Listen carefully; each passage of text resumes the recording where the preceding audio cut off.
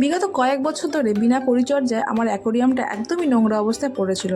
তার দিকে খেয়াল দেওয়ার মতো আমার কাছে টাইম ছিল না।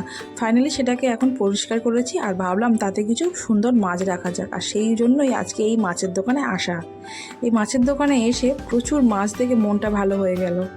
মনে হচ্ছিল সব মাছগুলোই নিয়ে যাই, কিন্তু এতগুলো মাছ রাখার আমার জায়গা নেই। আর সব থেকে মন কেটেছিল এই ছোটো ছোটো কালারফুল মাছগুলো। আপনাদের কেমন লাগলো সেটা আমাকে কমেন্ট করে জানাবেন। আমি এখান থেকে কিছু পছন্দ মতন মাছ কিনে নিয়ে বাড়ি গেলাম।